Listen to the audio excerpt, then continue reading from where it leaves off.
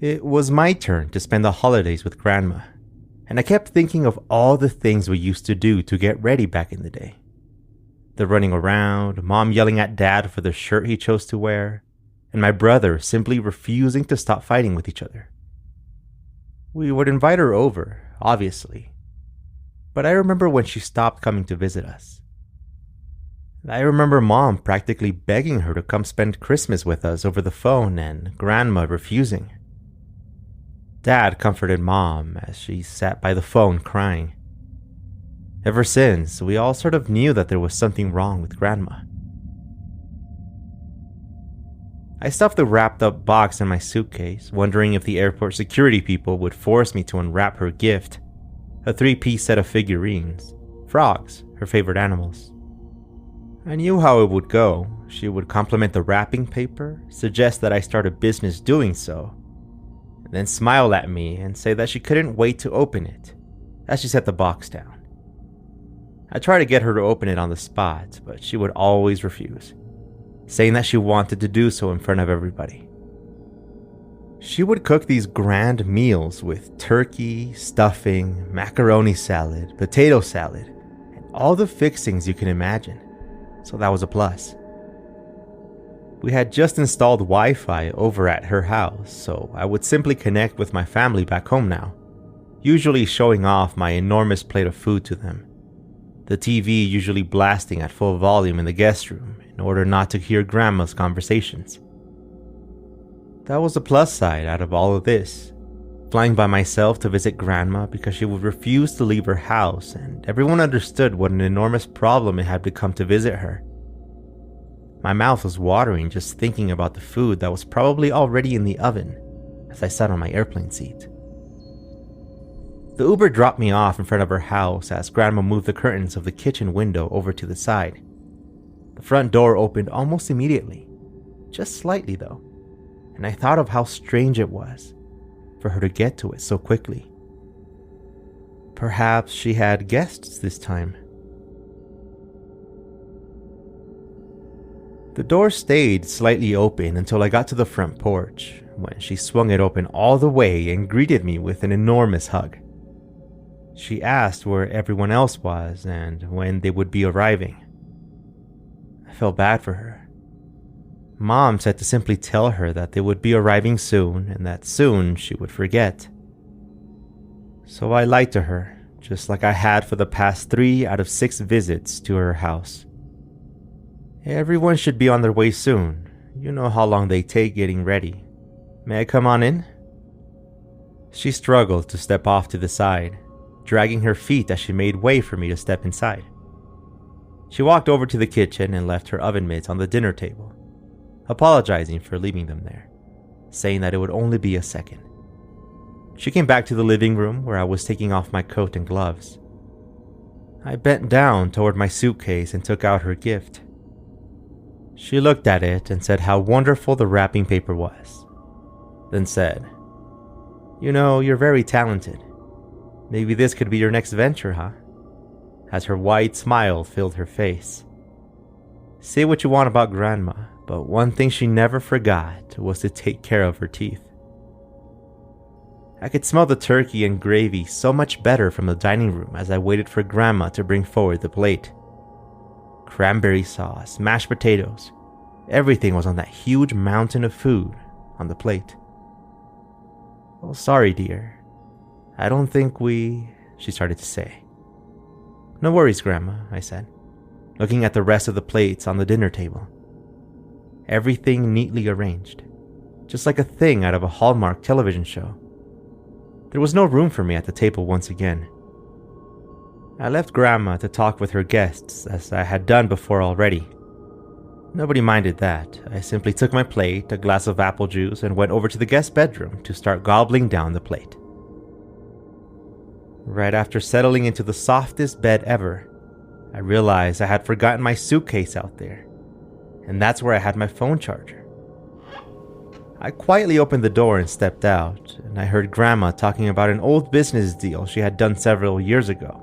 Well, many years ago. One of the highlights of her career as a saleswoman. I knew the story well, and I knew how excited she would get telling it. As I walked over to the front door where I had left my suitcase, Grandma looked over at me and then back at her table, her smile fading away. "Wait, did I say something wrong?" she said toward one of the plates at the dinner table, in an area that I couldn't see very well because of the divider wall in between. I heard 2 chairs move away from the table. Suddenly, all the lights went off. No, it isn't that. She just likes watching TV while she eats, that is all," I heard her explain. I saw her shadow in the dark turn toward me. "Please tell them that there's nothing wrong," she told me. "Come on, honey," signaling me to come toward her. My legs were shaking as I walked toward Grandma standing by the end of the dinner table. The lights came back on. I walked over to her and stood by her side. I turned toward the empty dining room. The 5 dinner plates, untouched. 2 chairs right next to each other, pulled slightly away from the edge of the table. "It is okay," I said, not knowing where to look. "I prefer eating in the room. It is no problem at all.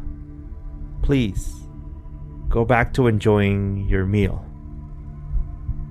I looked over to Grandma as she put her hand on my back, a smile growing on her face. "See," she said, looking over at the empty table once again. "No worries at all."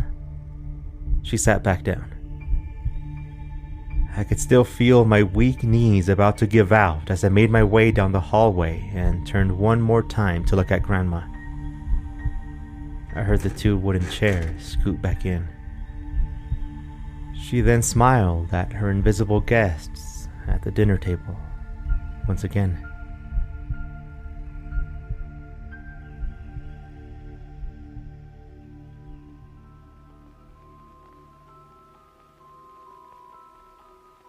We stepped into the house carrying a few boxes. Well, I was carrying a few boxes. Stella was just carrying her purse when she stepped into the house and then went straight into the kitchen. It was hard to impress her, and even when we were dating, she would always take a moment to think about something. I don't know what, right before smiling. One time, I got her to finally tell me why she did that. But she blamed her makeup, and until this day, I don't know if that's true. She looked up at the high ceilings and said something I couldn't quite understand. It was likely about how difficult the windows would be to clean or how cold the place would get. I don't know. Something to complain about. The entire place was equipped with brand new appliances and furniture. A little too much for me, honestly. I had grown up in a small apartment and was not used to that. So I too started wondering how we would manage to take care of a house with 3 bedrooms when we only needed 1. Our friend had set this up for us. He said it was a once-in-a-lifetime deal, and I believed it. The place was enormous and had a very good price. We had the inspections made and had everything filed before we hired movers and flew over here, based on Stella's request. I wanted to drive our own stuff over. 1, to save money, and 2, I don't trust movers. I don't buy houses often, obviously, but how often do they come completely furnished? Our friend told us to not ask too many questions because someone was going to pick this house up in no time. It was true. Even while we were settling in, we got calls from our friend telling us that he had been getting calls asking if we would be willing to sell the place for a profit. Literally within the first month. It made me feel a little better knowing that this was actually a good deal. Stella didn't care about any of that though. She instead started picking up decoration magazines and going on Pinterest every day looking for ideas. It took about 2 weeks before she would change her mind. We had gotten in an argument and I was downstairs sleeping on the couch. And I swear, this thing was not a regular couch. It was like a bed. In my head, I remember joking that I might actually get some proper sleep finally. Stella hated sleeping alone, but she also liked to kick and move her arms like a starfish while she slept. I swear I was fully and completely waiting for her to come downstairs to ask me to apologize and go back upstairs with her. And that's what I thought she had done. In the middle of the night, I felt the sensation of someone standing over me, strong enough to get me to wake up. I opened my eyes and saw a figure walking away from me and float up the staircase.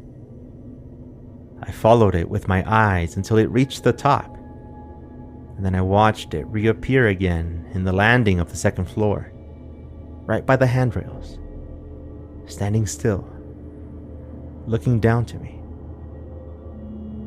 I called out Stella's name in case she was sleepwalking. The shadow wouldn't move. I sat up on the couch, trying to get my eyes to adjust and make sure that Stella was there, or if I was dreaming. But suddenly, the shadow sped toward the railings, and its head flipped upside down as it hopped over it. I screamed Stella's name as I watched the shadow fall down to the hardwood floor and then vanish. I watched the light flick on from the bedroom and Stella opened the door. She walked up to the railing and then looked down to me. She told me to turn off the chimney and then angrily walked back to the room and shut the door. I stepped up toward the middle of the living room to look to where the thing had landed, but I must have been dreaming the whole thing. I looked up at the handrails and then to the windows. They had fogged up. Stella and I talked things through the next day, and things were generally good for the first month we were there.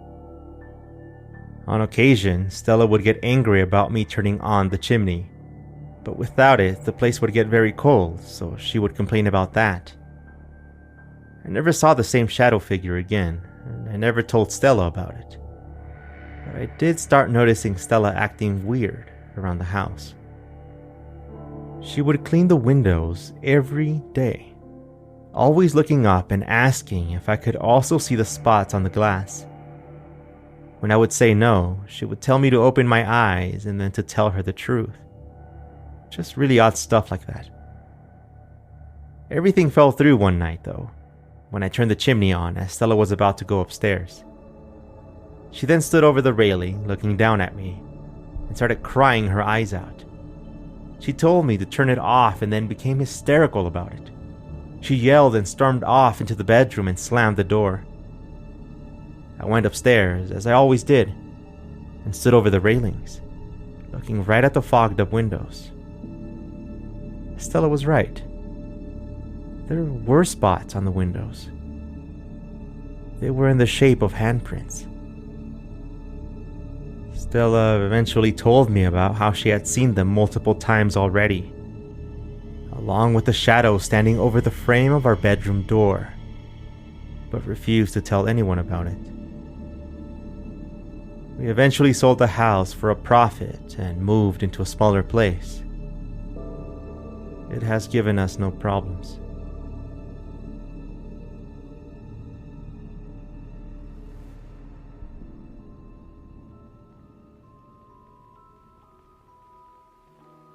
The following story is about another experience at a new place, something we might have encountered. The situation, though, is really something else. Pictures is coming up right after this.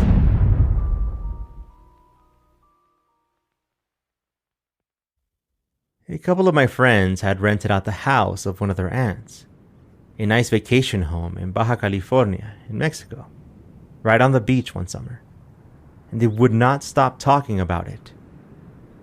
They knew that I was into haunted houses and scary stories and such, so they tried to convince me to go based on one thing they experienced while they were staying there. I can't say that it changed my mind. I mean, yeah, I like that sort of stuff. But also going to the beach, getting all sandy and not being able to sleep in a new place really got in the way. But in the end, I agreed. Before the summer was over, they told me that we would leave on a Friday and come back Sunday evening. Just a short weekend trip. The place was really nice, and during the drive, they told me about what one of their friends, a girl named Barbara, had experienced. She saw a woman roaming around the front porch one night, when she got up to go to the bathroom. And when she got out, she saw her standing inside the kitchen, simply staring at her. She had a white, flowy skirt and a faded pink shirt, and looked fairly young. She had long black hair. Barbara freaked out and ran to the room, waking everyone up. Since then, they said they would hear noises coming from the living room and chants coming from outside every night until they left. Now, the story was creepy, but I was intrigued by the whole thing. Obviously, nobody wants to sleep in a haunted house, but I had brought along my recorder and night vision camera just in case this thing was real. I'll just spoil the story right here and tell you that I did not catch any strange sounds or anything on my camera, even though one night I did manage to hear something coming from the outside. It was not caught in my recording. I asked around in case someone had died in the house or if it had some strange history, but the nephew of the woman who owned it said that no one had stayed in the house before her grandma, since her and her husband had built it from the ground up. He walked over to one of the shelves and picked up a box, brought it over to the couch and opened it. Inside, there was a small stack of photos. He took one out and said, "Look, these are my grandparents." A young couple and a little girl standing on the beach, a small lighthouse into the distance. It was a cloudy day, and that lighthouse was still just a short distance from where we were and could be seen right outside. Everyone was leaving, and I told them that I would hang out by myself that day, so they all grabbed their towels and went outside to the beach. I started thinking about everything that surrounds the place and how we are only here for a little while. There was something about being there that made me want to sit by myself and think about what I was doing. I was struggling with lots of things, and this social anxiety thing had gotten the best of me several times. I didn't know what to do with my life or how to figure it out. Lost, some would say.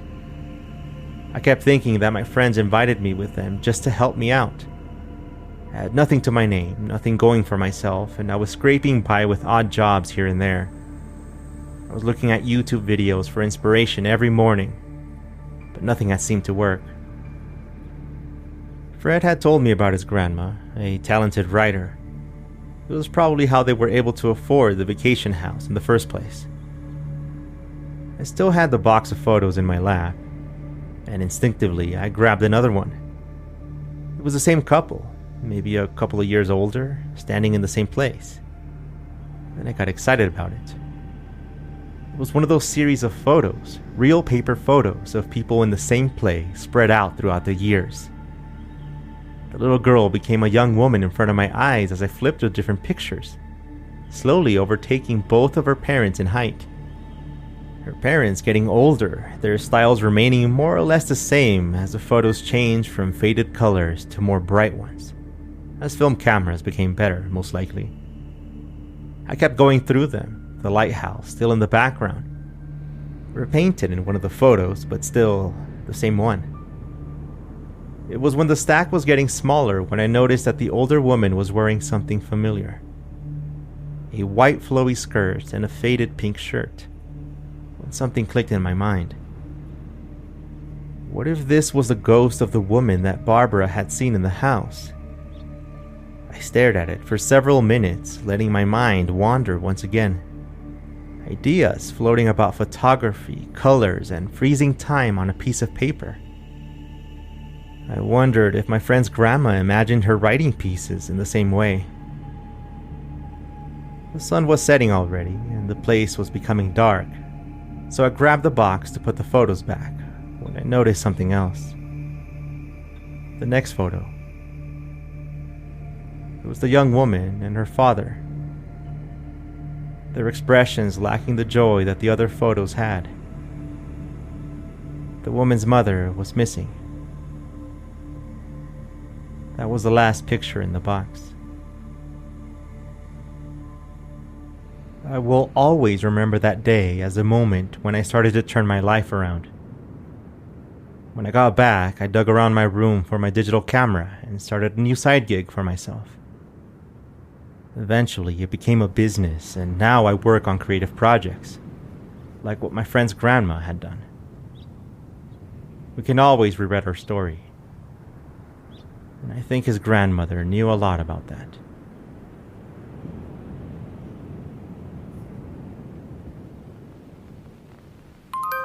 These stories were written and produced by me, Edwin Covarrubias. Find me on Instagram at Edwin Cove, that's EDWINCOV. And don't forget to tag me when you share this episode. Record your own story with me by visiting truescarystory.com. Until next time, thank you very much for listening.